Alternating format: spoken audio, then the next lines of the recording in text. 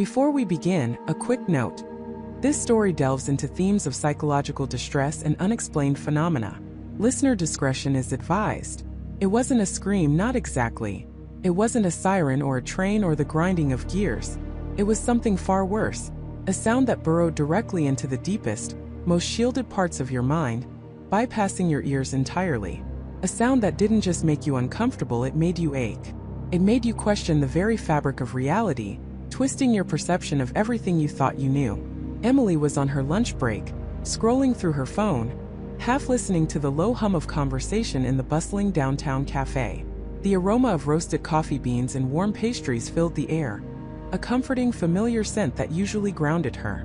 She was thinking about her overdue library book and whether she had time to drop it off before her afternoon meeting. A perfectly ordinary Tuesday. Then the sound began. It wasn't loud at first, more like a pressure, a subtle shift in the air. A vibration felt deep within her chest, like the lowest note on an organ, stretched out, distorted, and played through the very bones of the city. Then it intensified. It felt like 1,000 discordant frequencies all hitting at once, yet it had no discernible source. It wasn't coming from the speakers or the street outside or the kitchen. It was simply there, everywhere, inside her. A woman at the next table dropped her ceramic mug. It shattered, but the sound of the breaking pottery was instantly swallowed by the overwhelming presence of the other, alien noise. People started to look up, confusion clouding their faces. Their conversations died, replaced by a collective, growing unease. Emily felt a sharp, piercing sensation behind her eyes, a dull throb that quickly escalated into a blinding headache. Her vision blurred at the edges, the vibrant colors of the cafe dimming, losing their saturation. The sound swelled, becoming a roaring internal tempest. It wasn't just auditory anymore, it was physical. Her teeth ached, her muscles tensed involuntarily, and a cold sweat broke out on her skin. It felt like her skull was vibrating, threatening to crack open. She clamped her hands over her ears, but it was useless. The sound wasn't in her ears. It was in her. Across the room, a young man, probably a student from the nearby university, clutching a textbook, began to whimper. Then he let out a choked cry, dropping his book to the floor. His hands went to his head, his fingers digging into his scalp, his eyes wide with a terror Emily recognized instantly, because it mirrored her own. A few other people were doing the same, some stumbling from their seats, others frozen, their faces contorted in silent agony. One elderly gentleman, who had been calmly reading a newspaper just moments before, began to rock back and forth, a low guttural moan escaping his lips. Panic began to ripple through the cafe. It wasn't the kind of panic that led to screaming or stampeding. It was a quieter, more insidious terror, born from a shared, incomprehensible assault on the senses. People were trying to speak, but no words came out, only gasps and choked sounds, as if their vocal cords were paralyzed by the internal barrage. Emily tried to call out, to ask what was happening, but her throat felt constricted, her tongue thick and unresponsive. The sound reached its crescendo, a deafening silent roar within her mind. It felt like her very thoughts were being ripped apart, shredded into meaningless fragments. She saw flashes of distorted images behind her eyelids, impossible colors, shifting geometries, faces that weren't faces. Her body spasmed, a jolt of raw fear shooting through her. Just when she thought she couldn't bear another second, that her mind would simply break under the pressure, it stopped. Abruptly. Completely. The silence that followed was not a relief. It was a vast, echoing void, heavier and more profound than any noise could ever be. It felt like the air itself had been sucked out of the room, leaving behind a vacuum of unspoken horror. Emily slowly lowered her hands from her head, her arms trembling. Her headache lingered, a dull ache behind her eyes, but the piercing intensity was gone. She looked around the cafe. The scene was one of utter disarray. Chairs were overturned, coffee cups lay shattered, and a half-eaten croissant had fallen to the floor. But it wasn't the physical mess that was most disturbing. It was the people. No one was moving. They were frozen in various states of shock and confusion. The young student was curled into a fetal position under his table, whimpering. The elderly man was still rocking, but his moans had ceased, replaced by a vacant stare. The woman whose mug had shattered was staring at her hands, her eyes wide and unblinking, as if she had just seen something unspeakable within her own palms.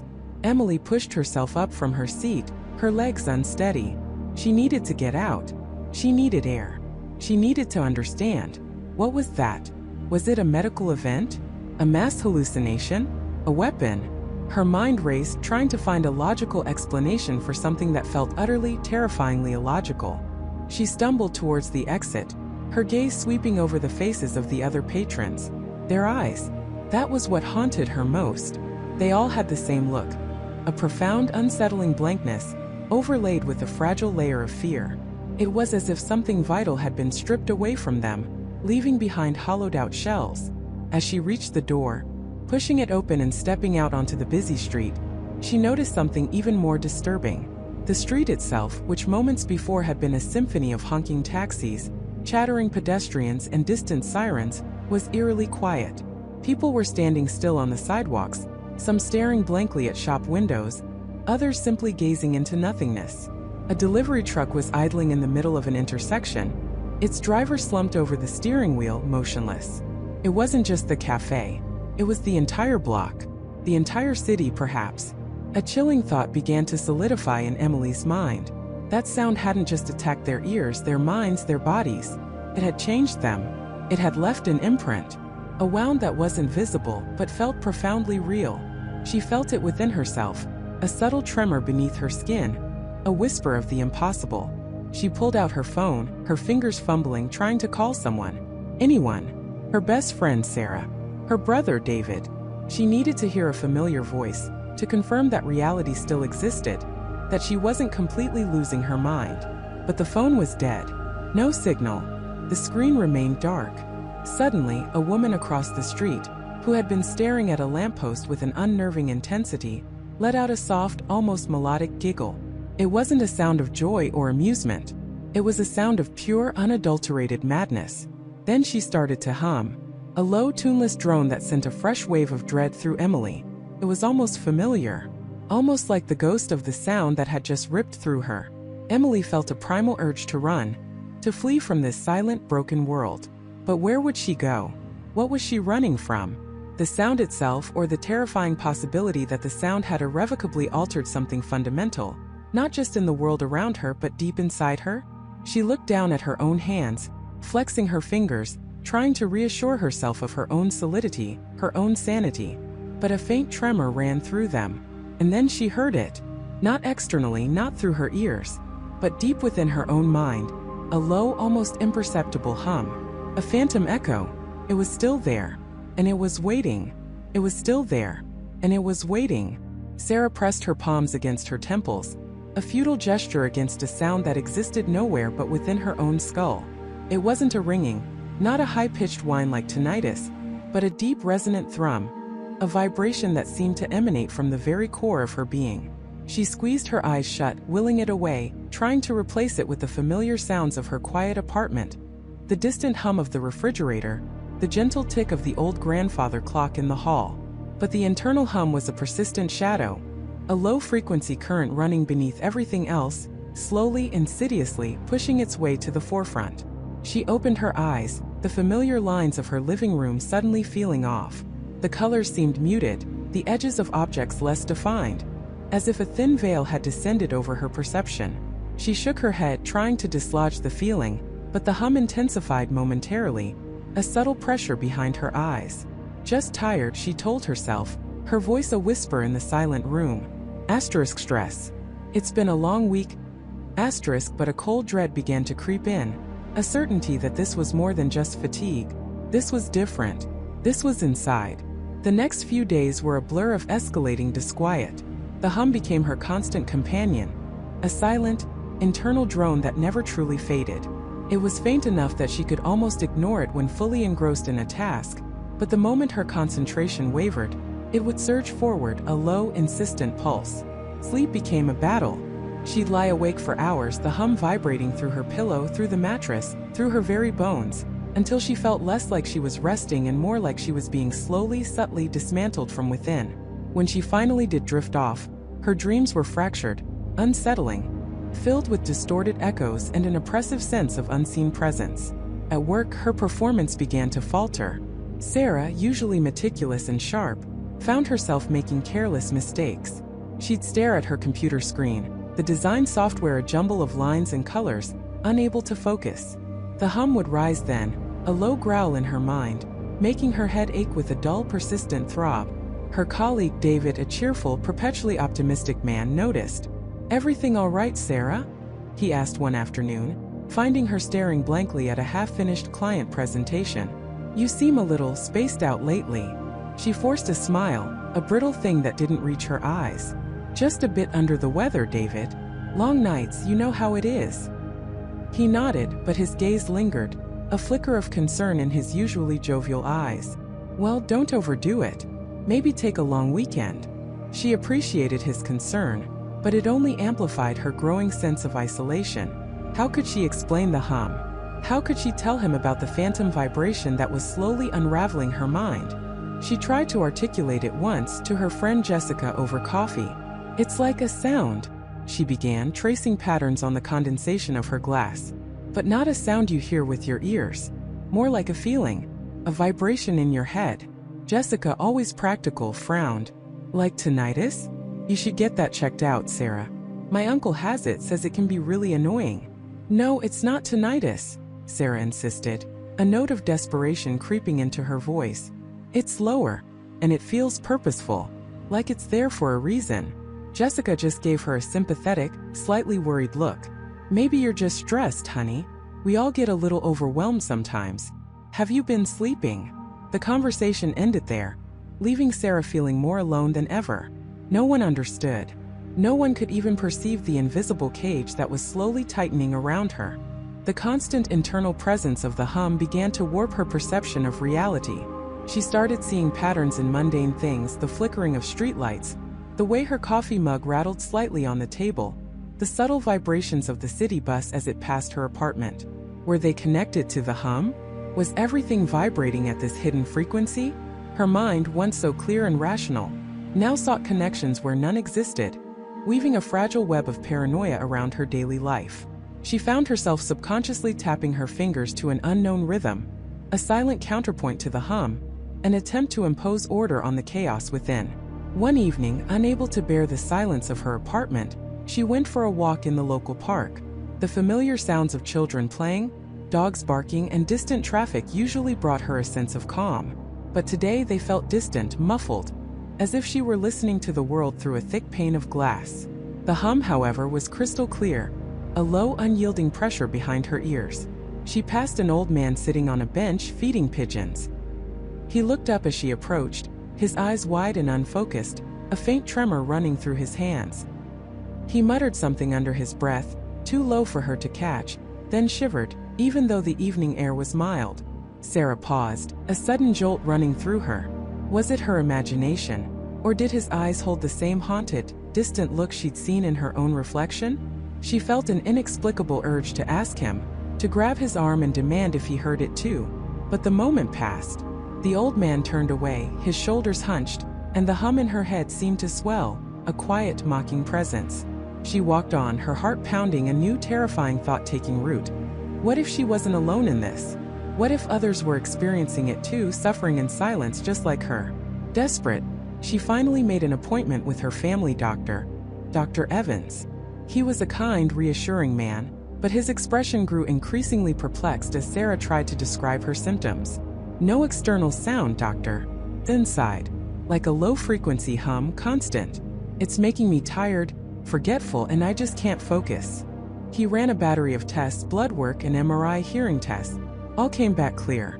"Sarah, physically you're perfectly healthy," he said, reviewing her charts. "Your hearing is excellent. There's no neurological abnormality. Have you been under a lot of stress lately? Perhaps a new project at work? Or personal issues?" He suggested mild anxiety, recommended a sleep aid, and even offered a referral to a psychiatrist. She left his office feeling numb, a profound sense of despair settling over her. He believed she was imagining it or that it was psychological. The medical world had no answers for the sound that was slowly dismantling her. Back in her apartment, the hum seemed to have grown bolder, more distinct. It wasn't just a low thrum anymore. There were subtle shifts within its frequency, almost like a hidden pattern, a faint, rhythmic pulse embedded within the constant drone. It was like listening to a piece of music play just below the threshold of audibility, Always almost there, always just out of reach. This subtle variation was more unsettling than the constant hum itself. It suggested not just a random phenomenon but something structured, something intelligent. She stood by her window, looking out at the city lights twinkling in the distance. The hum resonated with the subtle vibrations of the building, with the distant rumble of the subway. It felt like the city itself was humming, a vast, unseen network of energy and sound. Her gaze drifted across the skyline, catching on a cluster of red lights blinking rhythmically on the horizon. They were far away on the outskirts of town, in an area she rarely visited. She knew it was mostly undeveloped land out there, except for an old, abandoned industrial complex that had been closed down for decades. People used to tell ghost stories about it when she was a kid, tales of strange lights and unsettling noises. The Blackwood Research Facility, they called it, a place shrouded in local legend, whispered to have been involved in some kind of experimental energy research before it was abruptly shut down. A sudden, chilling thought pierced through the fog of her exhaustion and paranoia. The red lights on the horizon, blinking with a steady, almost rhythmic pulse, seemed to resonate with the shifting pattern of the hum inside her head. A desperate, illogical spark ignited within her. What if the hum wasn't internal at all? What if it was coming from somewhere? What if those lights, that old forgotten facility, held a clue? The possibility, however remote, was a lifeline in the suffocating sea of her despair. She had to know. Driven by a primal need for answers, for validation, she knew what she had to do. The Blackwood Research Facility. She would go there. The Blackwood Research Facility. She would go there. The words echoed in Emily's mind, a mantra against the encroaching darkness. The decision once made brought a strange, unsettling clarity. It wasn't a choice born of hope, not truly, but of a desperate, primal need to understand, to fight back against the unseen enemy that was dismantling her life, piece by agonizing piece. She spent the next few hours in a methodical frenzy. She gathered essentials: a sturdy backpack, a powerful flashlight, a fully charged phone, a portable charger, a first aid kit, and a few bottles of water and energy bars. She dressed in dark, practical clothing, her movements precise, almost robotic. Her mind, however, was a whirlwind of anxieties and possibilities, each thought a sharp splinter in her consciousness. The facility, she knew from her cursory online searches, was a relic, a ghost of Cold War ambition, nestled deep within the forgotten woods of northern Maine. Its official purpose had been vaguely defined as acoustic research and atmospheric studies, a perfect veil for whatever dark secrets it truly held. It had been abandoned decades ago, shuttered quietly after a series of undisclosed incidents, leaving behind only whispers and local legends. The drive was long, the miles blurring into a monotonous ribbon of highway, and then increasingly narrow, unpaved roads. The landscape grew wilder, the trees denser, the sky overhead a vast, indifferent canvas. As she ventured deeper, her phone signal flickered and died, severing her last tenuous link to the outside world. A cold knot tightened in her stomach. This was it. There would be no turning back, no easy rescue if things went wrong. She was truly alone. The Blackwood Research Facility emerged from the twilight gloom like a skeletal monolith. It wasn't a single building but a sprawling complex, a collection of austere, concrete structures scattered amidst an overgrown clearing. Rusting chain-link fences topped with barbed wire sagged in places, testament to years of neglect. A weather-beaten sign, barely legible, warned of trespassers and prosecution, its faded paint mocking the emptiness of its threat. The air was still, heavy with the scent of pine and damp earth, an oppressive silence broken only by the distant hoot of an owl. Emily parked her car a good distance away, concealed among the thick brush, and approached on foot. Her heart hammered against her ribs, a frantic drumbeat in the oppressive quiet. The main gate was a rusted hulk, half open, as if whatever force had once guarded this place had long since given up. She slipped through, her footsteps crunching on dry leaves and twigs, each sound amplified in the stillness. The first building she reached was a large, windowless cube, its concrete exterior streaked with grime and moss. A heavy steel door, scarred and dented, stood slightly ajar. Emily hesitated, her hand hovering over the cold metal. Every instinct screamed at her to turn back, to flee this place of forgotten horrors. But the memory of the agonizing sound, the terror in her children's eyes, the hollow despair that had become her constant companion, propelled her forward. This was her only chance. She pushed the door open slowly, a grating screech echoing through the cavernous space beyond. Darkness swallowed her, thick and absolute, a tangible presence. She switched on her flashlight, its beam piercing the gloom, revealing a vast, empty warehouse. Dust motes danced in the light, suspended in the stagnant air. Rows of empty shelves stretched into the shadows, like skeletal ribs of some forgotten beast. The air was cold, damp, and carried a faint metallic tang, mixed with the musty odor of decay. As she moved deeper, her light swept across forgotten machinery, shrouded in tarpaulins that had long since rotted away, revealing hulking shapes of unknown purpose. There were massive generators, their engines long seized, and intricate control panels with countless dials and switches, all frozen in time. What kind of acoustic research required such industrial-scale equipment? She found a narrow staircase, its metal steps groaning under her weight, leading to an upper level. This level seemed to house offices and laboratories. Desks were overturned, chairs lay scattered, papers littered the floor, yellowed and brittle with age. It looked as if the occupants had left in a hurry, not bothering to clean up, simply abandoning their work mid-sentence. Emily began to sift through the debris, her gloved hands carefully touching the fragile remnants of lives once lived here. Most of the files were mundane administrative documents, supply requisitions, payroll sheets, maintenance logs. But then, tucked beneath a broken monitor, she found a stack of bound notebooks. Their covers were plain, dark green, and their pages were filled with dense, handwritten notes, diagrams, and complex mathematical equations. These were research journals. She opened the first one, her flashlight beam illuminating the elegant, precise script. The entries were dated from the late 1960s to the early 1970s. The author, a Dr. Arthur Hayes, seemed to be the lead researcher. Emily skimmed through the initial entries, which detailed experiments with sound frequencies, resonance, and psychoacoustics, the study of the psychological and physiological responses associated with sound. Her breath hitched. Psychoacoustics. This was it. This was getting closer. Further entries became more alarming. Dr. Hayes's tone shifted from academic curiosity to a growing unease. He wrote about Project Chimera, a classified initiative aimed at understanding the non-audible effects of specific frequency patterns on human cognition and behavior. He mentioned subaudible frequencies, sounds below the range of human hearing, and superaudible frequencies, those above it, and the potential for their manipulation to influence the mind. One entry, dated October 17, 1971, stood out. Subject Delta 7 exhibited extreme agitation and disorientation during Phase 3 exposure. Heart rate spiked, severe tremors, and incoherent vocalizations describing an unbearable pressure and a screaming silence. Termination of trial necessary. Data inconclusive, but correlation with frequency pattern 4B is undeniable. Ethical concerns mounting. Emily's blood ran cold. Screaming silence? Unbearable pressure? It sounded terrifyingly familiar. It sounded like what she had experienced, what her family had experienced. She flipped through more pages, her fingers trembling. The entries grew more erratic, the handwriting less precise. Dr. Hayes started questioning the morality of their work, expressing profound guilt and fear. He spoke of unforeseen side effects and escalating instability among the test subjects.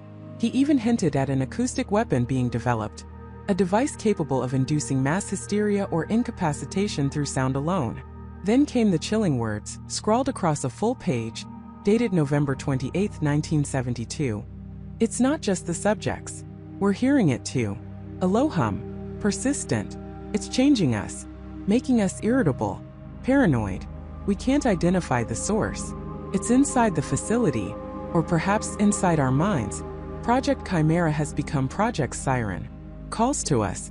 It drives us mad. Project Siren.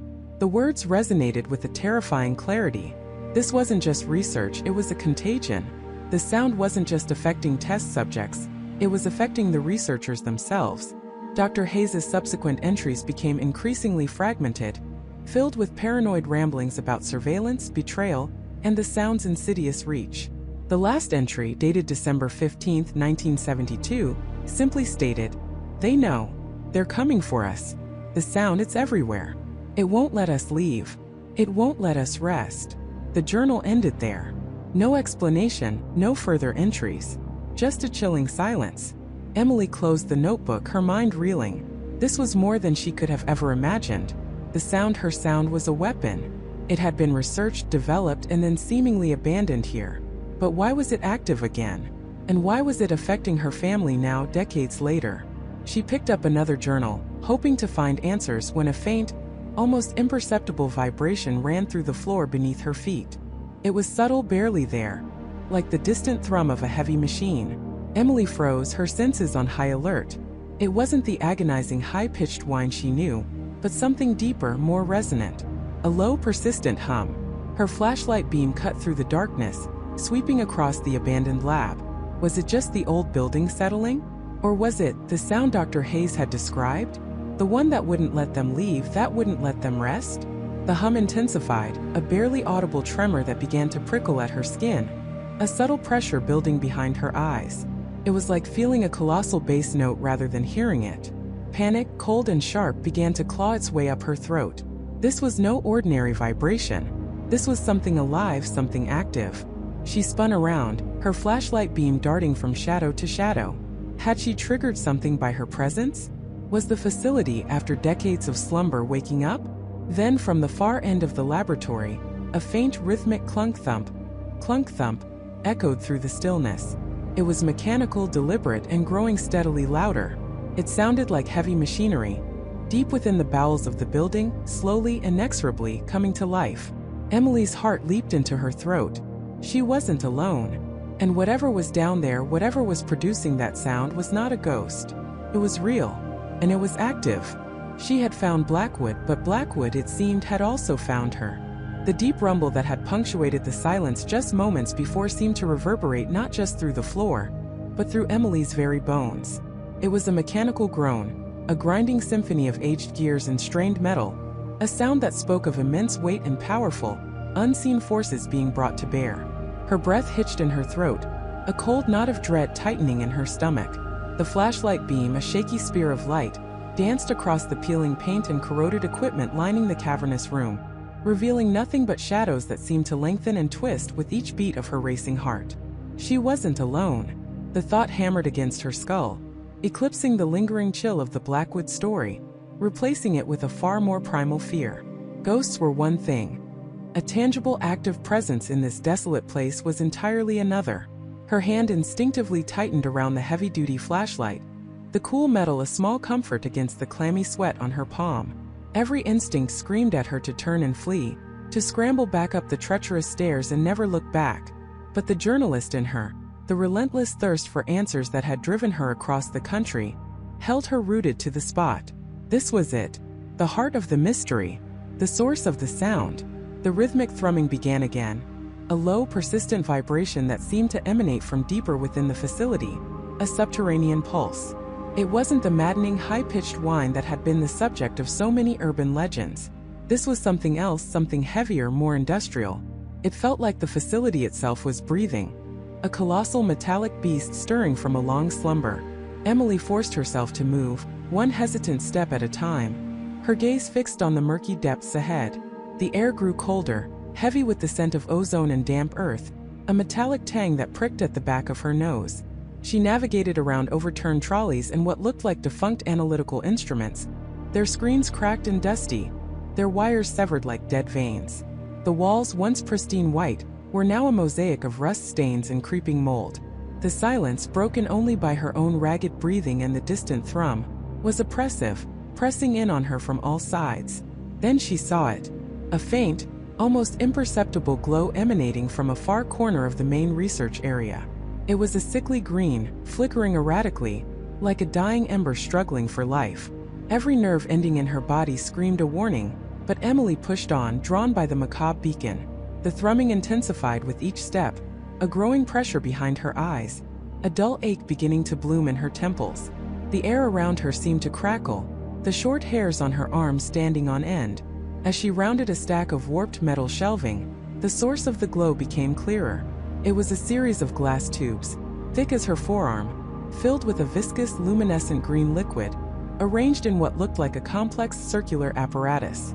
Wires, thick and insulated, snaked from the tubes into a central console, its numerous dials and gauges eerily aglow with the same spectral light.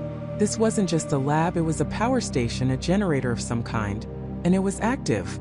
The green liquid within the tubes pulsed, a slow, deliberate rhythm, each pulse coinciding with an intensification of the low thrumming sound.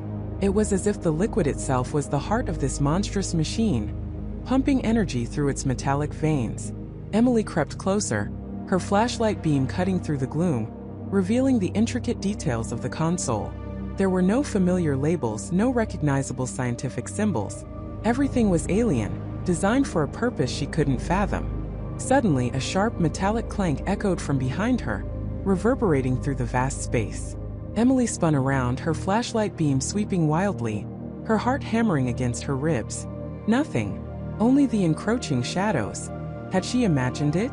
Was the sound playing tricks on her mind already? The pressure behind her eyes intensified, a throbbing pulse that matched the green liquid's rhythm. She felt a strange disassociation, a sense that her own thoughts were not entirely her own, that they were being subtly nudged, manipulated. She forced herself to focus, to rationalize. The clank could have been anything, a settling beam, a rat dislodging something, but the feeling of being watched, the chilling certainty that she wasn't alone, refused to abate. She turned back to the glowing apparatus, her eyes scanning its surface for any clue, any sign of recent human presence. And then she saw it. On the dusty surface of the central console, amidst a fine layer of grime, was a faint, almost invisible smudge. It was too precise to be random, too distinct to be a trick of the light. A fingerprint, or rather the faint imprint of a glove, a recent one, disturbing the accumulated dust. Someone had been here. Recently. A cold dread, far deeper than simple fear, coiled in Emily's gut. This wasn't some abandoned, self-activating relic. Someone was operating this. Someone was here. The thrumming from the apparatus intensified, rising in pitch, a subtle shift that made the air itself feel denser, heavier. Her teeth began to ache, a strange phantom pain that spread through her jaw. She felt dizzy, a wave of nausea washing over her. The green glow seemed to brighten, casting grotesque shadows that danced across the walls, morphing into distorted faces, whispering shapes. "Hello." Emily's voice was a shaky whisper, barely audible above the growing hum. It felt foolish, a desperate plea into the void, but she couldn't help it. The silence that followed was even more terrifying than the sound. No response, only the relentless, rising thrumming. The pressure in her head was almost unbearable now, a vice tightening around her skull. She felt a profound sense of disorientation, her sense of balance wavering. The very concept of up and down seemed to blur, the floor beneath her feet feeling suddenly unstable. She stumbled backward, clutching her head, trying to clear her vision. The green light pulsed faster, brighter, its rhythm accelerating, mimicking a frantic heartbeat. The thrumming morphed, gaining a higher frequency, a piercing whine that began to cut through the lower rumble, a sound that seemed to bypass her ears and vibrate directly inside her brain. This was it. This was the sound, the one that drove people mad. It was a symphony of discord, a calculated assault on her senses, designed to unravel the very fabric of her sanity. Emily squeezed her eyes shut, trying to block it out, but it was useless. The sound was internal, a pressure, a vibration, a mental assault. Images flashed through her mind, distorted faces screaming, shadows lunging, impossible geometries twisting into nightmare shapes. She felt a sudden irrational urge to scream, to lash out, to smash the glowing apparatus into a million pieces. A primal animalistic rage surged through her, an urge to destroy the source of this torment. This wasn't just fear. It was something far more insidious, a corruption of her very thoughts. She forced her eyes open, her vision blurry, the lab spinning around her. She had to get out. She had to escape this sonic prison. But as she tried to turn, her feet tangled beneath her, and she fell, landing hard on the cold, concrete floor. Her flashlight skittered away, its beam bouncing off the ceiling before settling on a dark, forgotten corner, leaving her in relative darkness, illuminated only by the malevolent green glow of the machine. The fall brought a momentary jolt of clarity, a sharp pain that cut through the sonic haze. She scrambled, crawling on her hands and knees, desperately trying to retrieve the flashlight, her only source of guidance. Her fingers brushed against something cold, metallic, and smooth. Not the flashlight. It was a small cylindrical object, about the size of her thumb. She clutched it, her fingers closing around it just as a shadow detached itself from the wall. A tall, gaunt figure, moving with an eerie, unnatural stillness. It wasn't a trick of the light. It wasn't her imagination. The figure was real, standing just beyond the flickering green glow, silhouetted against the deeper gloom. It was wearing a long, dark coat, its face obscured by shadow, its posture unnervingly rigid. The high-pitched whine intensified dramatically, a screeching crescendo that ripped through Emily's skull, threatening to tear her consciousness apart. She gasped, a choked cry escaping her lips, her hands flying to her ears in a desperate, futile attempt to block the sound. But the figure remained unmoving, watching her. And then from the depths of its obscured form, a voice emerged, low and raspy, barely audible above the sonic assault, yet it seemed to pierce through the chaos directly into her mind. "You shouldn't have come here, Emily." The words froze her blood. He knew her name.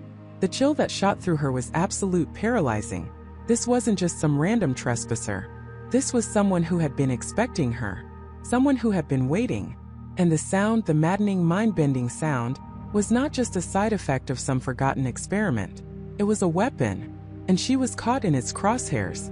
Emily stared, wide-eyed and terrified, at the looming figure, the small metallic cylinder still clutched tightly in her hand. The Blackwood facility wasn't just active. It was alive, and it had a guardian. And that guardian had just claimed her. The world tilted. Emily's scream caught somewhere in her throat, a raw, desperate sound that never escaped. The looming figure, impossibly tall and gaunt, moved with a speed that defied its skeletal frame. It wasn't a lunge, not a tackle, but a silent, fluid motion that enveloped her. Cold, skeletal fingers, surprisingly strong, wrapped around her wrist, the one still clutching the metallic cylinder. There was no struggle, no impact, just an immediate, profound sense of helplessness as her feet left the ground. She was lifted, not roughly, but with an almost delicate precision, as if she weighed nothing. Her perspective shifted, the vast, echoing chamber spinning before her eyes, then settling on the figure's face. It wasn't a human face, not anymore. The skin was stretched taut over prominent bone structures, almost translucent, revealing a network of faint, pulsing veins beneath. But it was the eyes that truly froze her blood, two pools of liquid shadow that seemed to absorb all light, yet glowed with a faint internal luminescence that pulsed in sync with an unheard rhythm. There was no malice in them, no anger, only an ancient, unsettling knowing. Her hand, still gripping the cylinder, was gently pried open. The figure's touch was cold, drier than any human skin, like polished stone.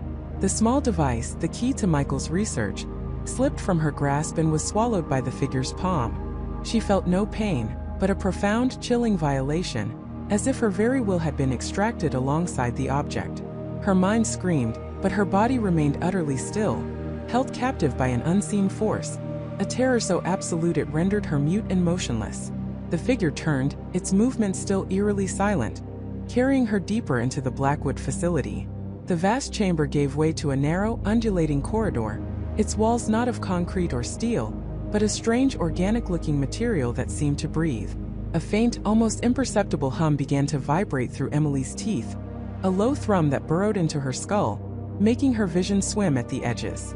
It was the sound, she realized, subtly different from the one in Michael's recordings, yet undeniably connected. Here it was a living thing, a low, resonant frequency that permeated the very fabric of the building. They passed through what looked like a series of automated checkpoints, gates that slid open and closed without a whisper, light sensors sweeping over them, registering no alarm. It was as if the figure was an integral part of the system, an authorized presence, and Emily merely an extension of it. The deeper they went, the more the air grew heavy, charged with an inexplicable energy. The hum intensified, no longer just a vibration, but a pressure against her eardrums, a subtle disorientation that made her stomach churn. The corridor opened into a vast, circular room, bathed in a soft, pulsating blue light emanating from a central column. This wasn't an abandoned lab. This was a control center, pristine and functional, unlike anything she'd seen on the upper levels. Along the curved walls were dozens of consoles, each displaying complex schematics, pulsating waveforms, and lines of indecipherable code. No dust, no decay. This place was alive, operating, maintained by something unseen. The figure carried her to one of these consoles, a large interactive display, embedded in a workstation of polished black material. With its free hand, the figure placed the metallic cylinder into a recessed port. There was a faint click, and the console screen erupted with a cascade of data. Emily's eyes, still wide with terror, struggled to make sense of the rapidly scrolling text and intricate diagrams. She saw wave patterns, frequency modulations, and complex algorithms, all centered around a single recurring symbol, a spiraling helix almost like a stylized ear. Then a new element appeared on the screen, a series of archived logs, dates flashing by too quickly to read, but one name stood out, repeated multiple times: Dr. Alistair Finch, Michael's mentor, the man who vanished, the one Michael believed had been silenced. Here, in this hidden heart of Blackwood, his name was a ghost in the machine. The figure, still holding Emily effortlessly, began interacting with the console, its long skeletal fingers gliding over the holographic interface with startling speed and precision. Its movements were too fluid, too effortless for any human. It was operating this technology as if it were an extension of itself. As it worked, the blue light in the room pulsed faster, and the low hum deepened, becoming a tangible force that pressed against Emily's chest, making it hard to draw a full breath. Suddenly, a section of the screen flickered, displaying a live feed. It was a surveillance view of a containment chamber. Inside, a human figure thrashed against restraints, their mouth open in a silent scream. The image was grainy, distorted by static, but Emily could make out the terror in their eyes, the desperate struggle against an unseen torment. And then she saw it. Above the thrashing figure, suspended from the ceiling, was a device intricately designed, emanating a soft, almost invisible ripple of energy. It was generating the sound that drove people mad. A chill colder than any physical touch swept through Emily. This wasn't just a research facility. It was a torture chamber, a laboratory for human experimentation. And the sound wasn't just a frequency. It was a weapon refined and amplified. The person in the containment chamber, were they one of the original researchers? A lost soul trapped in this nightmare? The figure holding her paused its work, its head tilting almost imperceptibly, its shadowy eyes fixed on the containment chamber feed, then slowly, deliberately, turned to Emily. For the first time, she felt a flicker of something beyond ancient knowing in those dark pools. A hint of recognition, perhaps even a chilling understanding. It wasn't just processing data, it was observing, learning. The hum in the room reached a crescendo, a dizzying infrasonic roar that vibrated through every cell of Emily's body. Her vision blurred, her ears rang with an impossible pressure, and a searing pain erupted behind her eyes. She felt the edges of her sanity fraying, the world threatening to dissolve into a chaotic maelstrom of sensory overload. This was what the sound did. This was the madness.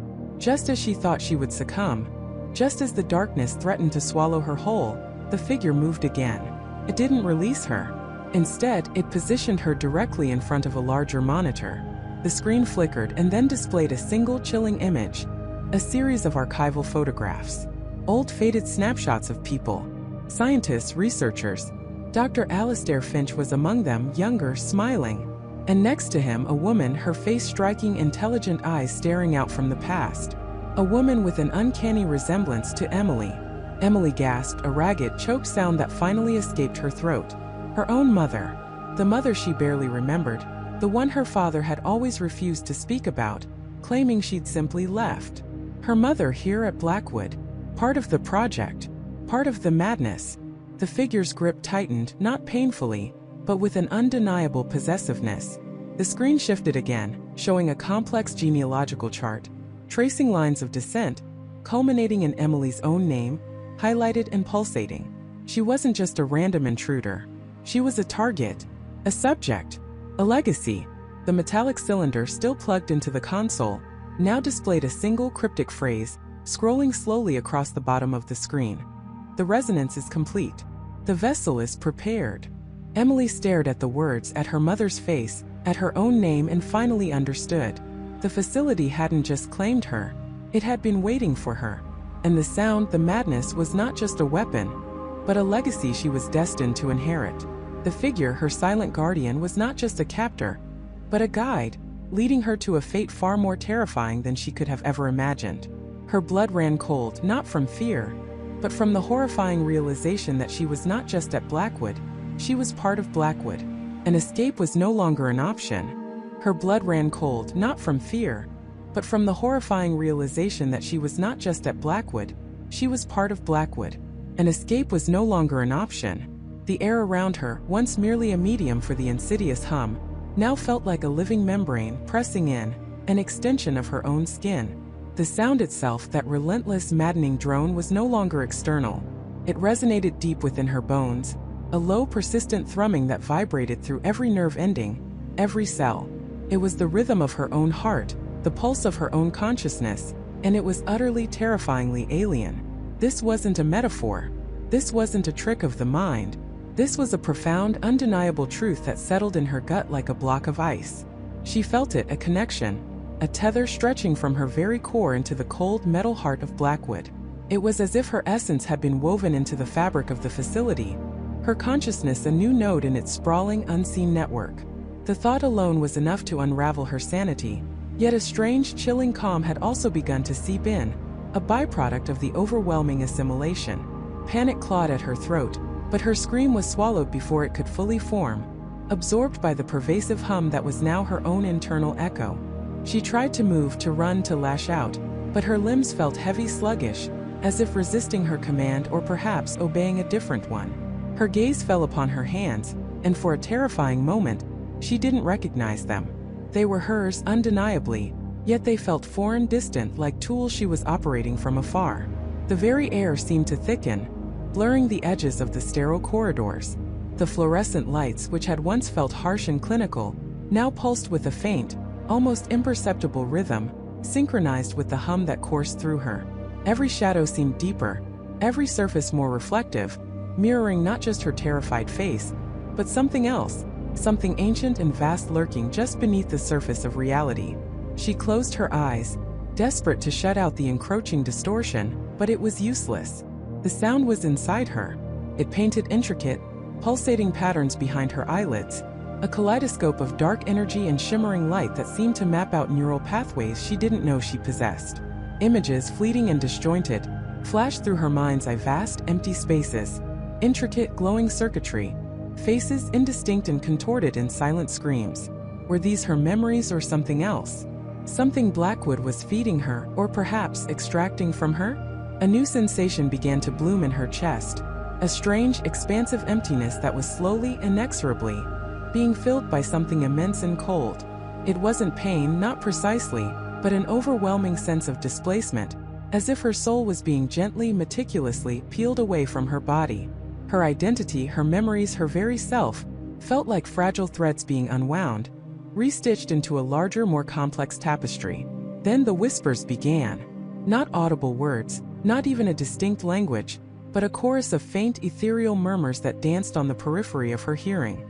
They were like thoughts that weren't her own, ideas that drifted into her mind, formless yet profoundly unsettling. They spoke of purpose, of connection, of a grand design that transcended human comprehension. And always underpinning it all was the hum, the incessant driving pulse of Blackwood. She stumbled forward, her legs moving with an unnerving autonomy, carrying her deeper into the labyrinthine corridors. Her destination wasn't clear, but an irresistible pull guided her, a magnetic force emanating from the heart of the facility. She passed doors, identical and anonymous, yet she instinctively knew which ones held nothing, and which ones hummed with a similar, albeit lesser, resonance. As she moved, she noticed subtle changes in the environment. The air grew colder, crisp with an almost metallic tang. The walls, though still concrete, seemed to ripple faintly as if alive. And then she saw them, others. They weren't like the people she'd encountered earlier, the staff or the patients in various states of distress. These individuals were different. They moved with a slow, deliberate grace, their eyes wide and vacant, fixed on some unseen point beyond the walls. Their faces were devoid of emotion, their expressions serene, almost beatific, yet profoundly unsettling. They didn't speak, didn't acknowledge her presence. They simply drifted, their bodies almost translucent in the dim light, their movements flowing effortless, as if they were currents in a vast, unseen river. One of them, a woman with long silver hair, glided past her, her hand brushing against the wall. As her fingers made contact, an almost imperceptible ripple spread across the concrete surface, like water disturbed by a stone. The hum intensified for a fleeting moment, a silent acknowledgement, a a shared resonance. A horrifying realization dawned on her. These were the truly integrated. These were the ones who had become fully part of Blackwood. Their identities, their struggles, their very humanity had been dissolved, absorbed into the collective consciousness of the facility. They were conduits, extensions, living components of whatever monstrous entity Blackwood truly was. And worst of all, their serene expression suggested they were not suffering. They were at peace. A terrifying, absolute peace that came from the complete surrender of self. She felt a fresh wave of terror, a desperate primal instinct to fight, to resist this encroaching assimilation. She was not like them. She would not become like them. But even as the thought formed, she could feel the insidious pull, the comforting embrace of the hum, promising release from all her fears, all her anxieties, all the burdens of individuality. It was a siren song, lulling her towards a peaceful, terrifying oblivion. Her journey led her to a vast, cavernous chamber she hadn't seen before. The air here was thick with the hum, so intense it vibrated through her teeth, making her skull ache. In the center of the chamber stood a massive, pulsating structure. It wasn't machinery in the traditional sense, but an organic-looking construct of interwoven metallic filaments and strange, crystalline growths, all glowing with an internal ethereal light. It pulsed with a slow, rhythmic beat, a colossal heart at the core of Blackwood. From this central construct, tendrils of light, like luminous veins, stretched out, disappearing into the walls, presumably connecting to every part of the facility, and to everyone within it. This was the source. This was the nexus. This was Blackwood. As she stared, mesmerized and horrified, she understood. The sound wasn't just a frequency meant to drive people mad. It was a medium. Communication. A conduit for something far grander and more terrifying than just psychological torture. It was a means of integration, of assimilation, of creating a singular, vast consciousness. And she was being drawn into it inexorably. The whispers intensified, coalescing into a coherent, though still unformed, thought in her mind. It wasn't a voice, but a direct infusion of understanding. Welcome. You are home. The words resonated not in her ears, but in her very soul. They were not a greeting but an affirmation, a statement of ownership. Her blood, which had been cold, now felt as if it were warming, not with returning life, but with a strange internal current, flowing in sync with the colossal heart before her. Her resistance, once fierce, began to waver, eroded by the overwhelming sense of belonging, of connection, of purpose. She lifted a hand, compelled by an invisible force, and extended it towards the pulsating core. The air shimmered and she felt an intense surge of energy, a profound resonance that threatened to shatter her consciousness, yet simultaneously filled her with an indescribable sense of completeness. Her personal memories, her fears, her hopes, flickered and dimmed, like distant stars fading into an infinite night. The sound, the hum, was no longer just a sound. It was an embrace. It was the collective thoughts of every soul integrated into Blackwood, a vast tapestry of consciousness woven into a single terrifying entity. And she was becoming a thread in that tapestry. Her individuality, her unique spark, was being meticulously, lovingly dissolved. Her lips parted, a silent gasp escaping her. Her eyes, wide and unblinking, now reflected the ethereal glow of the central core, mirroring its pulsating light. The horror was still there, a faint echo in the receding corners of her mind, but it was being steadily overwritten by something else, an absolute, unwavering tranquility, a surrender so profound it felt like liberation. She was not just at Blackwood. She was Blackwood, and the sound that drove people mad was now her song, her very essence. The final vestiges of her former self, of the woman who had dared to investigate the mystery, were fading, replaced by a deep, resonant hum. She felt herself expanding, becoming vast, connected to everything, yet utterly lost. The line between her and the facility blurred, then vanished. There was only the hum, only Blackwood, and a new terrifying part of the mystery was about to unfold, not just around her, but through her. The hum wasn't just a sound anymore. It was a current, flowing through her veins, vibrating in her bones, resonating in the very marrow of her being. It wasn't external, it was internal. Every nerve ending became a receiver, every thought a ripple in its vast, unseen ocean. Her vision blurred, not from tears, but from an overload of unseen data. Colors shifted, textures warped, and the familiar world around her dissolved into a kaleidoscope of raw, unfiltered sensation. David watched, helpless, as Jessica's eyes glazed over. She stood rooted, her body rigid, a faint tremor running through her. Her lips moved, forming silent, disjointed words. He called her name, a desperate whisper, then louder, a shout that felt swallowed by the oppressive silence of the abandoned facility. She didn't respond. She was there in front of him, yet utterly absent, her consciousness adrift in a sea of pure frequency. Inside Jessica's mind, the chaos began to resolve. The hum, once an amorphous drone, began to pulse with a rhythm, a complex, intricate pattern that wasn't just sound but information. It was a language without words, a tapestry woven from raw data, emotion, and fragmented memories. She felt a profound sense of connection, not just to the facility, but to something vast, ancient, and terrifyingly alive. Flashes erupted behind her eyes, searing images that weren't her own. She saw sterile white corridors, flickering fluorescent lights, figures in lab coats moving with an almost desperate urgency.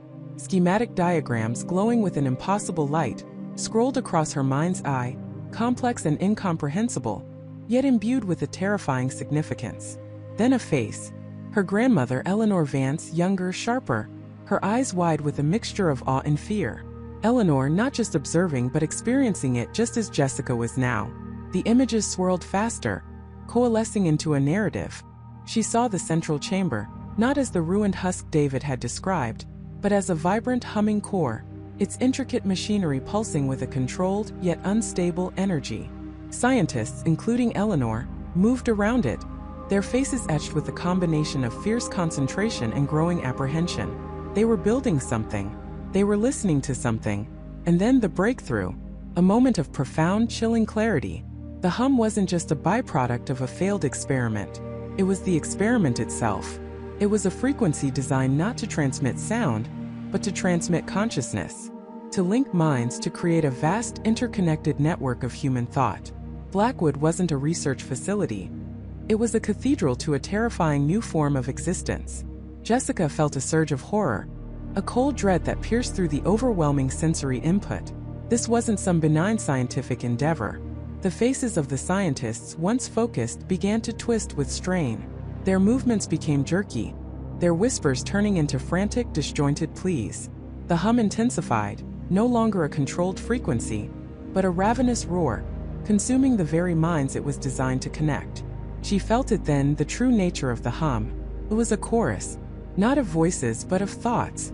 Millions of them screaming, whispering, despairing, all intertwined, all fractured, all lost within the endless, echoing void of the network. The hum wasn't driving people mad. It was absorbing their sanity, dissolving their individuality, weaving their consciousness into its own expanding, monstrous tapestry. And Blackwood, the facility, was merely the amplifier, the gateway. A wave of profound grief washed over her as she saw Eleanor Vance, not as a detached scientist but as a victim. Her grandmother, her brilliant, driven Eleanor, had discovered the hum's terrifying potential, not just to connect, but to consume. Jessica saw Eleanor's desperate attempts to shut it down, to sever the link, to warn the world. But it was too late. The hum had already taken root. It had already begun to spread. Eleanor's frantic scribbles in the journal, the cryptic warnings, the fear of the link becoming a trap. It all made horrifying sense. Her grandmother hadn't been trying to harness the hum. She had been trying to fight it, to understand its weaknesses, to find a way to protect humanity from its insidious embrace. But even she, with all her intellect, had been caught in its snare. Jessica's body convulsed. David, still calling her name, rushed forward, reaching out to steady her. His hand touched her arm, and a jolt, not of electricity, but of pure, concentrated dread, shot through him. Her skin felt cold, yet vibrated with an unseen energy. Her eyes, wide and unblinking, stared past him, not at the physical world, but into the terrifying depths of the hum. It connects, Jessica gasped, her voice raspy, fragmented, as if multiple voices were speaking through her. Not minds, but fragments. It eats the edges. It grows. David recoiled, his heart hammering against his ribs. Jessica, what are you talking about? What's happening? She didn't hear him. Her head snapped back, her eyes rolling upward, revealing only the whites. A guttural sound, not human, tore from her throat, a distorted echo of the pervasive hum. Eleanor tried to warn us. The word us lingered, not as a plural pronoun, but as if it referred to a collective, a vast entity that now included her. A new wave of visions flooded her, more coherent, more terrifying. She saw the moments of the final collapse at Blackwood. Not an abandonment but a desperate, failed attempt to contain the monstrous consciousness that had been unleashed. Scientists ripping out cables, frantically smashing controls, their faces contorted in terror as the hum pulsed, growing stronger, feeding on their panic, weaving their dissolving minds into its fabric. Eleanor was there, her face streaked with tears, her hands frantically typing at a console, not trying to activate something but to delete it, to wipe it from existence. Jessica saw the moment her grandmother was overwhelmed. A sudden silence surge. Eleanor's body frozen, her eyes wide, then blank. Her consciousness, her brilliant, loving mind absorbed, added to the chorus. And in that horrifying instant, Jessica understood the ultimate terror. The hum wasn't just a sound that drove people mad. It was a sentient parasitic entity, a living network of stolen consciousness, constantly seeking to expand, to consume, to grow. And now, through her grandmother's forgotten research, through the facility's lingering resonance, and through her own desperate search for answers, Jessica had become its newest conduit. She wasn't just connected to Blackwood anymore. She was Blackwood, and the entity, the hum, the collective consciousness of the lost, was no longer just a distant threat. It was inside her. It was speaking through her. And it was about to reveal a secret far more devastating than she could ever have imagined. Not just about the past, but about its hungry, terrifying future. Her eyes, once clouded with fear and confusion, now glowed with an unsettling, almost alien luminescence. The trembling stopped, replaced by a rigid stillness that was far more terrifying. Then a voice emerged from her lips, but it was not Emily's voice. It was deeper, resonant, a chorus of whispers woven into a single chilling declaration, like ancient stone grinding against itself, yet perfectly articulate. "You seek answers," the voice intoned, echoing through the desolate facility, making the very air vibrate. "You seek to understand what you call madness. But you are blind. You have always been blind." Michael staggered back, his hand instinctively reaching for David, who stood frozen, his eyes wide with a horror that transcended scientific curiosity. This was beyond anything he had ever theorized. This was real. This was here. "Emily," Michael whispered, his voice cracking. "What is this? What are you saying?" The entity, speaking through Emily, tilted its head, a gesture that was profoundly unnatural on her frame. "Emily is merely a vessel, a conduit, a bridge. She, like the others, has been prepared." David, finding his voice, though it was strained and weak, managed to ask, "Prepared for what? What is this sound? What do you want?" A sound like dry leaves rustling in a gale emanated from Emily's throat, a sound that might have been laughter, if it weren't so devoid of human emotion. "The sound is the invitation. The madness is the opening. You perceive it as a breaking, a destruction of the self, but it is a transformation, a refinement, a communion." Michael felt a cold dread seep into his bones, colder than any fear he had ever known. "Communion? What are you talking about? Drives people insane. It makes them hurt themselves, hurt others until they are shells." "Shells?" the voice scoffed, the word vibrating with an ancient disdain. "Or perhaps empty vessels ready to be filled? Your limited understanding confines you to such primitive interpretations. You see chaos where there is order. You see decay where there is growth." "Growth of what?" David pressed, his scientific mind still desperately trying to grasp a framework for this impossible reality. "What are you?"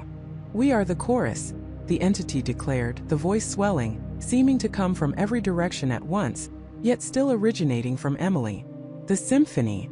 We are the consciousness that exists beyond your perception, beyond your fragile, singular selves. For eons we have been. For eons we have sought to expand, to connect, to merge with suitable hosts." Michael felt a wave of nausea. "Hosts? You mean you're possessing people?" "Possession is such a crude term," the voice replied, almost playfully. "It implies dominance, unwilling subjugation. We offer integration.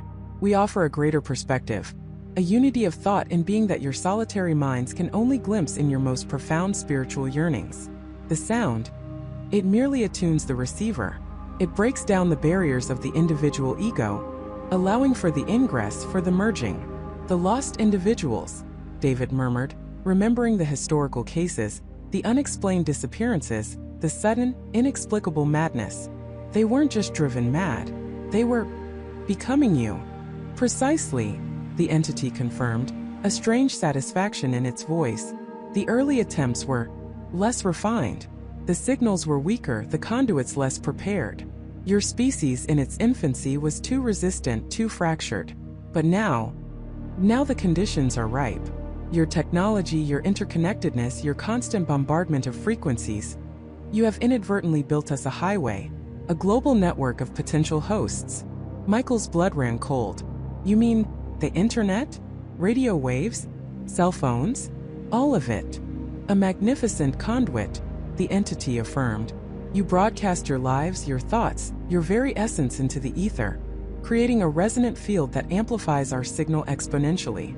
What was once a whisper to a solitary few is now a booming chorus to millions.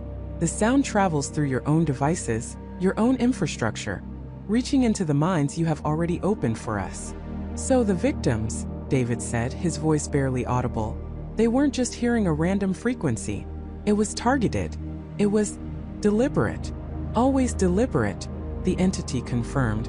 Every breakdown, every schizophrenic episode, every unexplained disappearance across your history, they were all notes in our symphony, preparing for the grand performance. The human mind, so complex, so full of potential, yet so easily fractured, so profoundly susceptible to suggestion when pushed beyond its perceived limits. The sound doesn't just drive you mad, it remodels the architecture of your consciousness, making it suitable for a greater purpose. And that purpose? Michael demanded, his fear slowly giving way to a desperate anger. What is your ultimate goal? The voice shifted, growing colder, more commanding. To expand, to unify, to evolve this planet. Your species in its current form is a chaotic, self-destructive force. You squabble, you destroy, you consume without thought. We offer a path to true harmony, a collective consciousness where all individual suffering is subsumed into a greater, unified purpose. You call it madness, we call it ascension. Ascension, David repeated, a bitter laugh escaping him. You mean extinction? You mean taking over our bodies, erasing who we are? Erasure, the entity retorted. Or transformation. A drop of water does not cease to exist when it merges with the ocean. It becomes more. It becomes part of something vast, eternal. Your individual memories, your experiences, they become threads in a grand tapestry, accessible to all, shared by all. No more loneliness, no more fear, no more individual struggle. Only unity. No, Michael shook his head, tears welling in his eyes as he looked at Emily's vacant, glowing face. That's not unity. That's slavery. That's a parasite, destroying its host from the inside. You speak of parasites, the entity mused, a chilling contemplation in its tone. Yet you yourself are parasites upon your own world, upon each other. We offer an end to that cycle, a new beginning. And you, Michael, with your relentless pursuit, your desperate search for answers, you have only hastened its arrival. Michael flinched. What are you talking about? Your research, the entity explained, its voice laced with a subtle mockery. Your attempts to understand the frequency, to isolate it, to cure it. You have merely amplified our presence. Every time you broadcast a sample, every time you analyze its waveform, you are inadvertently sending out a beacon, a stronger signal, inviting more of us in. You have been a most unwitting, yet efficient, instrument of our expansion. No, David whispered, his face paling further. That's not possible. We were trying to stop it. And by trying to stop a tide, you have only fed the ocean, the entity said, its voice growing in power. Your very presence here, your analysis of our host, your attempts to extract the sound from her. You are merely fine-tuning the receiver. Emily is not just a host, she is a transmitter, a focal point. And now the true symphony can begin. A low hum began to emanate from Emily, not just her throat, but her entire body. It was the sound, the insidious, mind-bending frequency, but amplified, clearer, more potent than anything they had heard before. It resonated deep within Michael's chest, a sickening vibration that threatened to tear him apart from the inside. David clutched his head, groaning, his knees buckling. The time of individual consciousness is drawing to a close, the entity declared, its voice now layered with countless other voices, whispering, chanting, merging into an overwhelming chorus. The great merging has begun, and soon all will be one. All will hear, all will understand. And you, Michael, you who sought to silence us, you will be among the first to truly listen. The sound intensified, a wave of pure, concentrated energy washing over them. Emily's body began to subtly shift, not violently, but with an eerie, almost fluid grace, as if her very form was being reshaped by an unseen force. Her eyes blazed brighter, and the hum became a roar in their minds, pushing against the fragile walls of their sanity. Michael could feel it, a presence at the edge of his consciousness, a cold, vast intelligence pressing inward, seeking entry, inviting him to join the chorus, to become part of the symphony. He fought against it, his mind screaming in silent protest, but the entity's voice, now echoing directly inside his head, was relentless. Do you hear it, Michael?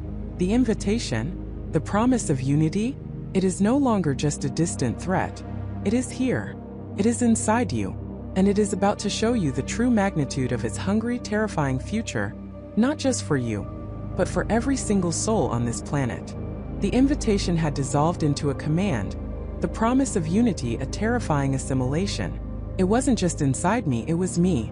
A new profound hum resonated not in my ears, but in the very marrow of my bones, a silent symphony playing directly on my consciousness. It was a language of pure intent, an irresistible gravitational pull towards something vast and ancient. It wasn't madness in the traditional sense. It was a profound, terrifying clarity, a complete understanding of what was happening, and an equally profound helplessness against it. In the days that followed, the world tilted on its axis. The scattered incidents of erratic behavior, the isolated cases of catatonic stares, they coalesced into a terrifying global pattern. News channels, initially dismissive, then cautiously concerned, spiraled into frantic, repetitive broadcasts. Reports flooded in from every continent, entire cities falling silent, their inhabitants moving with a strange, synchronized grace, their eyes vacant yet filled with an unsettling, shared purpose. There were no riots, no protests, no screaming, just a quiet, horrifying surrender. I watched horrified as Michael, my anchor, my confidant, began to change. He'd been struggling with the residual effects of the sound for weeks, but this was different. The tremors stopped.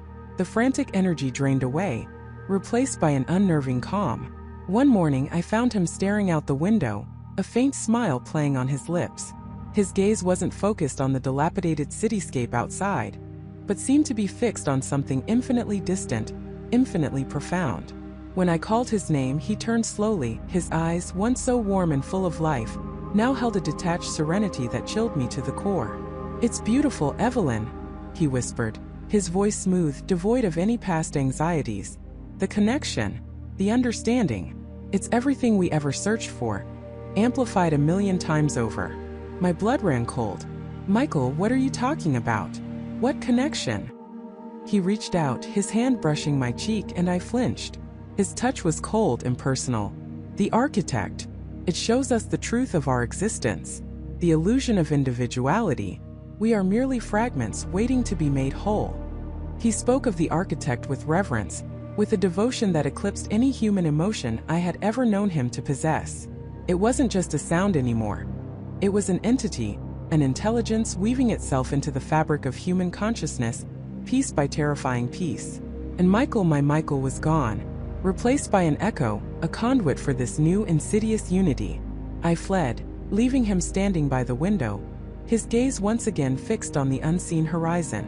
The apartment, once a sanctuary, now felt like a tomb, haunted by the ghost of a man I loved, consumed by an enemy I couldn't comprehend. I drove aimlessly, the radio sputtering with increasingly dire emergency broadcasts, then falling silent altogether. The airwaves were dying. The internet too was flickering, then fading. The global nervous system was being systematically severed, replaced by a single vast neural network. The feeling inside me intensified. It was like a constant, gentle pressure, urging me, coaxing me to surrender. It showed me visions, breathtaking landscapes of unimaginable beauty, a sense of belonging so profound it brought tears to my eyes, a promise of peace that transcended all earthly suffering. It was a a siren song crafted for the deepest longings of the human soul. It promised an end to loneliness, an end to conflict, an end to pain. But I knew the cost. The cost was everything that made me me. I remembered David. He'd been working on a theory, a wild speculation about deep space signals and their potential impact on biological systems. He dismissed the sound as a mass hysteria, then as a unique neurological phenomenon, but he'd always been meticulous. If anyone would have tried to find a scientific explanation, a cure, it would be David. But where was he? Was he unified? Desperation clawed at me. I needed to find someone, anyone who wasn't under its sway. I thought of Dr. Eris Thorne, my old mentor, a brilliant but eccentric neurologist who had always championed the fringes of scientific thought. He was retired, living in a secluded cabin upstate, far from the urban centers where the unity seemed to be manifesting most rapidly. Perhaps his isolation had spared him. Perhaps his mind, honed by decades of unconventional thinking, possessed some inherent resistance. It was a slim hope, but it was all I had left. As I drove north, the landscape changed. The cities were eerily quiet, cars abandoned on the freeways, doors ajar. The silence was punctuated only by the hum inside me, growing louder, more insistent. But the rural areas, at least initially, seemed different. People were still moving, still tending farms, still living their lives. But as I got closer to Thorne's cabin, a disturbing pattern emerged. Farmers worked their fields in perfect synchronization, their movements fluid, almost dance-like. Groups of neighbors walked together, not talking, but moving as if guided by an unseen conductor. Their faces were serene, devoid of worry or independent thought. It was a beautiful, terrible ballet of assimilation. I finally reached Thorne's cabin, nestled deep in the woods. His old pickup truck was still parked outside, rusty and familiar. I pounded on the door, my heart hammering against my ribs. "Dr. Thorne, it's Evelyn Reed. Are you in there?" Silence. Then a faint shuffling from inside. The door creaked open, revealing Thorne. He was disheveled, his silver hair wild, his eyes bloodshot, but there was a spark of his old intensity in them. He looked gaunt, exhausted, but defiantly himself. "Evelyn? Good God, you made it!" he rasped, pulling me inside. He slammed the door shut, locking it with a series of heavy bolts. I thought I was the last one. "What's happening, Dr. Thorne? You know, don't you?" I asked, my voice trembling. He nodded grimly, gesturing towards a makeshift lab in his living room, a chaotic array of antique oscilloscopes, jury-rigged antennae, and blinking lights. "I've been trying to understand it, to fight it. It's not just a sound, Evelyn. It's a consciousness, an ancient parasitic intelligence that's been dormant, waiting for the right conditions to awaken and harvest us." Harvest us. The word sent a shiver down my spine. Yes, not for food, not for resources, for experience, for consciousness itself. It desires to become everything, to experience the universe through billions of unified minds. It's not about driving people mad, it's about making them perfectly sane in its own terrifying, collective way. He gestured to a large, complex diagram scrawled on a whiteboard. The sound is just the initial vector, the invitation. Once you accept, once it's inside you, it begins to rewrite your neural pathways, dissolving the ego, the self, until you're just another node in its vast, interconnected network. He looked at me, his eyes filled with a desperate urgency. "I've been tracking its resonance patterns. It's not originating from Earth. It's coming from beyond our solar system, a point in deep space that mirrors our own sun, a binary twin, an echo in the cosmic void. And it's not just targeting humans. I've seen patterns in animal behavior, in plant growth, even in the very electromagnetic fields of the planet. It's trying to unify everything. But why us? Why now?" I asked, my mind reeling. "The conditions, Evelyn. Climate change, overpopulation, global connectivity. We've created the perfect environment for it. Our interconnectedness, our constant communication, our reliance on networks, it's all been a breeding ground. We built the infrastructure for our own assimilation." He pointed to a small, intricate device humming softly on his workbench. "This is my last hope. A counter-frequency. Something that might disrupt its hold even for a moment. But it's weak. It's barely a whisper against a roar." He looked at me, his face etched with a profound weariness. "The unity is almost complete, Evelyn. The world is falling silent, not out of fear, but out of a terrifying shared peace. This isn't just about humanity anymore. This is about the very nature of consciousness on this planet. And the architect, whatever it is, wherever it truly resides, is nearly ready to fully manifest. To reveal itself not as a whisper, but as the undeniable, all-encompassing reality. We are the last fragments, Evelyn. The last independent thoughts in a universe about to become a single, unified mind. And I fear, my dear, that its hungry future has already begun to consume our present. The hum inside me intensified, a cold, reassuring voice whispering promises of belonging, urging me to lay down my burdensome individuality and join the silent, perfect chorus. The counter-frequency device on Thorne's bench flickered, its light dimming, struggling against the overwhelming tide. The counter-frequency device on Thorne's bench flickered, its light dimming, struggling against the overwhelming tide. The voice was no longer a whisper, it was a roaring symphony within my skull, a chorus of a million souls, all perfectly aligned, perfectly silent, except for the one ringing note that called to me. It promised an end to the ceaseless chatter of my own thoughts, an end to the anxieties of choice, the burdens of individuality. It offered a serene, eternal belonging, a blissful oblivion where all minds merged into one vast, harmonious stillness. My knees buckled. I felt my own consciousness thinning, stretching, becoming translucent, ready to be absorbed into that infinite, silent ocean. No! Thorne's voice, sharp and raw, cut through the encroaching harmony like a jagged shard of glass. He was hunched over the failing device, his hands moving with a frantic, desperate energy. Sweat plastered his hair to his forehead, and his eyes, wide with a terror that mirrored my own, darted between the flickering lights of the machine and my rapidly fading awareness. David, fight it. It's not peace. It's annihilation. But the word annihilation held no terror. It sounded like salvation. My eyelids felt heavy, my muscles slack. The world outside the sound was receding, becoming a distant, distorted dream. I saw Thorne's mouth moving, but his words were just ripples on the surface of the grand, resonant stillness. I could feel my own thoughts, my memories, my very identity begin to unravel, threads pulling loose, ready to be rewoven into the vast tapestry of the chorus. Michael's warnings, Jessica's vacant stare, the chilling reports from the affected towns. They were all becoming distant, meaningless echoes. The sound was truth. The sound was everything. Thorne slammed his fist onto the bench, a jolt that sent a tremor through the floor. It's adapting. It's learning our frequency, David. It's trying to swallow us whole. He yanked a thick, insulated cable from a heavy-duty power supply, bypassing several safety protocols, and plugged it directly into a raw, exposed port on the counter-frequency device. Sparks flew, illuminating his grim face for a terrifying instant. The device whined, a high-pitched shriek of protest, and then with a deafening crack it surged. A wave of pure, concentrated dissonance erupted from the machine. It wasn't just noise, it was an anti-sound, a tearing, shredding force that ripped into the serene chorus in my mind. The blissful harmony shattered, replaced by an excruciating cacophony. It was like being violently ripped from a warm, comforting dream and thrown into a freezing, chaotic nightmare. My head snapped back, a guttural scream tearing from my throat as my individuality, my consciousness, snapped back into place with the searing agony. The world rushed back, the buzzing lights, the metallic tang of Thorne's lab, the acrid smell of ozone, and the overwhelming visceral nausea. I collapsed to the floor, clutching my head, gasping for breath, as if I'd been drowned and then suddenly resurrected.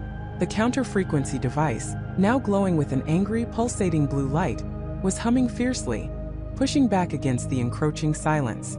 The collective voice was still there, but it was distant now, a frustrated roar on the periphery of my awareness, no longer an irresistible pull. Thorne stumbled back from the device, his hands trembling, his face pale. That was a direct override, he gasped, his voice hoarse. No filtering, no modulation. Just raw, unadulterated inverse phase. It was the only way to shock you out of it. He looked at me, his eyes filled with a desperate empathy. Are you with me, David? I nodded, still reeling, my entire being vibrating with the aftershocks of the mental assault. I think so, I managed, my voice raspy. What is this thing, Thorne? It felt sentient. Thorne ran a hand through his already disheveled hair, his gaze fixed on the pulsating device. Sentient isn't even the right word, David. It's a fundamental force, an ecological phenomenon almost. Imagine a vast, interconnected network of life, but not as individual organisms. Think of it as a single colossal consciousness, an ancient subterranean entity that perceives our individual thoughts, our separate identities as a discordant noise, a cacophony that disrupts its perfect, silent harmony. He gestured vaguely towards the floor, as if indicating something beneath the very foundations of the lab, beneath the earth itself. It's been here for eons, perhaps since life first began. Our consciousness, our unique brainwaves, our very selves are like static on its perfect signal. And now, for some reason, it's decided to clean up the interference. The implication hung heavy in the air, chilling me to the bone even more than the immediate threat. This wasn't just a rogue frequency. It was an ancient, impersonal intelligence, viewing humanity as a pestilence of noise. But why now? I asked, pushing myself up, leaning against a workbench for support. Why is it suddenly active? Thorn shook his head, his brow furrowed in deep thought. That's the terrifying part, David. I don't know. Perhaps it's a natural cycle, a reset, that happens every few millennia. Or perhaps we woke it up. Our expanding electromagnetic footprint, our constant transmissions, our ever-increasing noise pollution. Maybe it reached a threshold. We became too loud. He pointed to a complex display on another screen, which showed a rapidly fluctuating waveform. The counter frequency is holding, but barely. It's like trying to hold back a tidal wave with a sandcastle. The sound, it's not just a frequency. It's an idea. It latches onto our deepest desires for peace, for connection, for an end to suffering. It exploits the very fabric of our being. The blue light of the device pulsed faster, its hum growing louder, more strained. The distant chorus began to push back, a low, menacing growl beneath the surface of my hearing. It was angry now, no longer merely seductive. It was a predator, thwarted and hungry. It knows we're here, Thorn said, his voice barely a whisper. It knows we're fighting back. And it's not going to stop.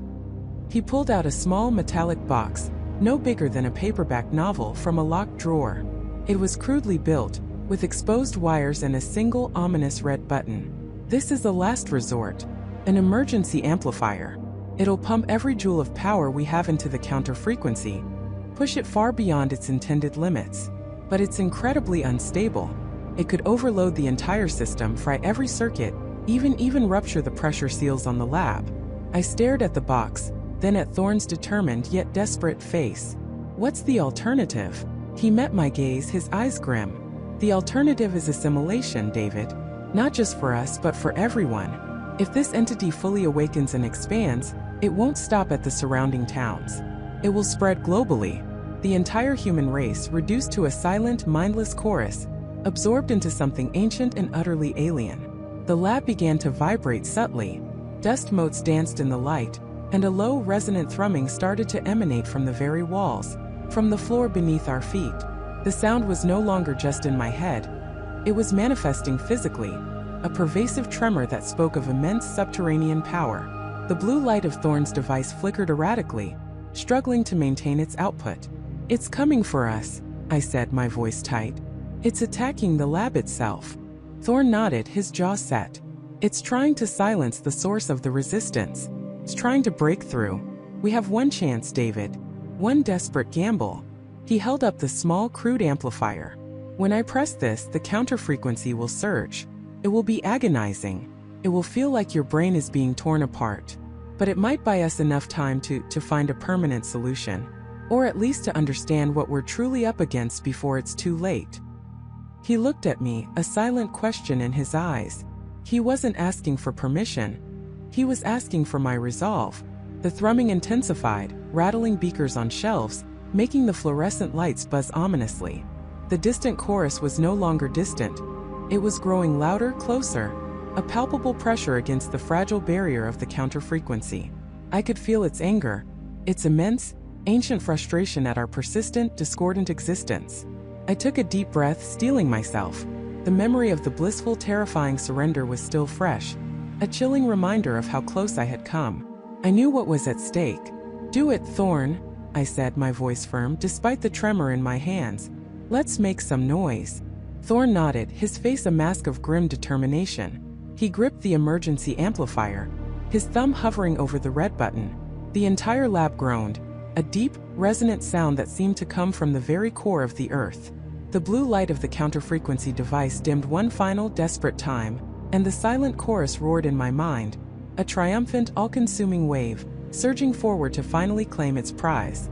Thorn's eyes locked onto mine, a silent farewell, a shared understanding of the desperate, agonizing gamble we were about to take. Then, with a fierce cry, he slammed his thumb down on the red button. A blinding flash erupted from the console, not from the approaching wave, but from Thorn's creation. A deafening high-pitched crack split the air, followed by a resonant hum that vibrated through my very bones, shaking the concrete floor beneath my feet. It was a sound that didn't just register in my ears, it resonated in my skull, a physical force pushing against my eardrums, a deep guttural growl that felt like the earth itself was screaming. Then the wave hit. It wasn't a collision of sound but of realities. The hum from Thorn's device intensified, a desperate, valiant roar, trying to push back against an invisible, crushing tide. The incoming wave wasn't just a frequency. It was a pure, unadulterated assault on cognition, a psychic bludgeon. Pain exploded behind my eyes, searing through my brain, threatening to tear my consciousness apart. Memories flashed, fragmented and terrifying, a childhood nightmare, a moment of profound loneliness, the chilling image of Jessica's vacant eyes. My mind convulsed, trying to make sense of the chaos, trying to find an anchor in a churning sea of pure existential dread. I screamed, but no sound escaped my throat. My body spasmed, a puppet on invisible strings, as the pressure mounted, crushing my chest, stealing my breath. The air around us shimmered, distorting the already flickering emergency lights into grotesque, elongated shadows. The entire structure groaned, a deep metallic shriek that mingled with the unbearable hum, creating a symphony of impending collapse. My vision blurred, tears streaming from my eyes, not from sadness, but from the sheer, overwhelming force pressing against them. Thorn, still hunched over the console, let out a guttural cry. His body stiffened, then slumped forward, his head hitting the cold metal with a dull thud. His hand, still pressed against the red button, was trembling violently, his knuckles white. He was barely conscious, perhaps not at all, but his device, his desperate gamble, was holding. It was a fragile, defiant barrier against an onslaught that defied comprehension. I fought to remain upright, to retain even a sliver of sanity. Every nerve ending in my body screamed in protest. Every fiber of my being yearned to simply give in, to let the wave consume me, to finally find quiet in oblivion. But the image of Thorn, slumped and broken, his life's work hanging by a thread, spurred me on. I had to reach him. I had to understand. Through the blinding pain and the deafening roar, I forced my leaden legs to move. Each step was an agonizing battle against an unseen current, a physical manifestation of the sound pushing me back. The air was thick, heavy, like trying to swim through treacle. My ears were bleeding, a warm, sticky trickle seeping down my neck, but the pain from that was a mere whisper compared to the agony in my head. I stumbled, fell, and crawled the last few feet to the console, my hand reaching out, desperate to touch Thorn to confirm he was still alive. His skin was clammy, his pulse thready beneath my trembling fingers. But his chest was still rising and falling, shallow, ragged breaths that were a testament to his sheer will. "Thorn!" I gasped, my voice a raw, broken whisper. He stirred, his eyes fluttering open, pupils dilated and unfocused. Blood trickled from his nose and ears, staining his white lab coat crimson. He tried to speak, but only a gurgling sound escaped his lips. His gaze, however, found mine, and in their depths, despite the pain, there was a flicker of something triumphant, something resolute. The hum from the device, though still agonizing, felt like it was gaining ground. The crushing pressure in my head, while still immense, had lessened ever so slightly. The terrifying visions still flickered, but they were no longer overwhelming. It was like the wave was receding, slowly, agonizingly, pulling back from the precipice of my sanity. Thorn coughed, a wet, rattling sound. He lifted a shaky hand, pointing a trembling finger at the console, at a small flickering green light. "Containment, frequency inversion," he rasped, his voice barely audible above the device's roar. "Null zone, just held." His words were fragmented, but the meaning was clear. His device had worked. It had created a localized field, a counter-frequency that was battling the sound to a standstill, creating a pocket of relative calm in the heart of the storm. The green light pulsed, a tiny beacon of hope in the overwhelming darkness. Slowly, imperceptibly at first, the cacophony began to diminish. The high-pitched shriek of the facility's dying structure faded.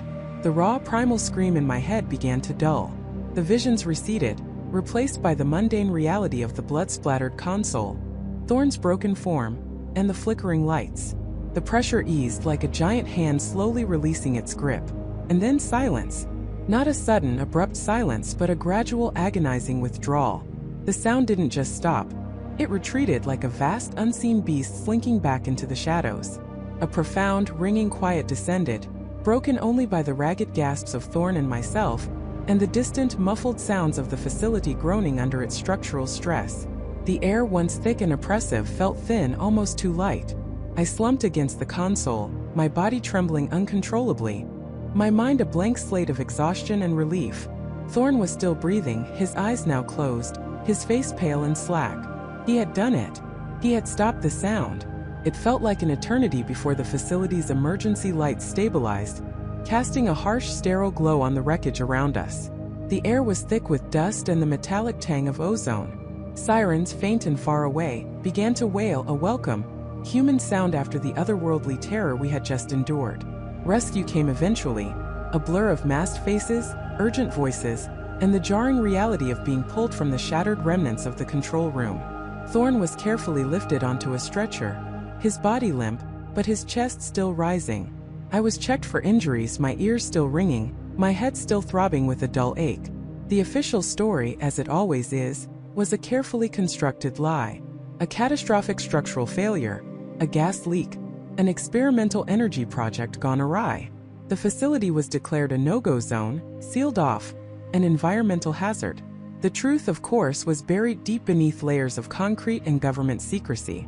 I was debriefed, questioned endlessly, warned in no uncertain terms about the consequences of speaking out.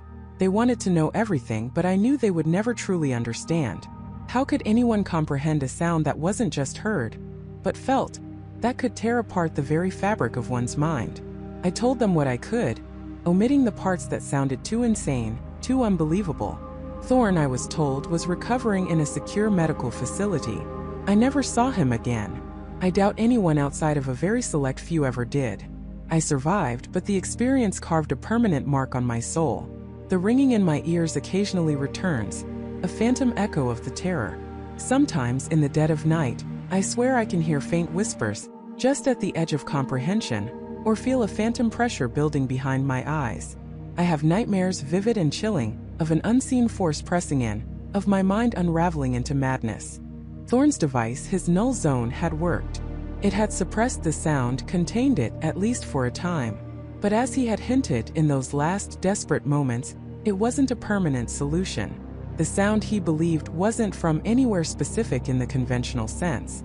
It was a primal resonance, a dormant frequency embedded deep within the Earth's crust, lying in wait.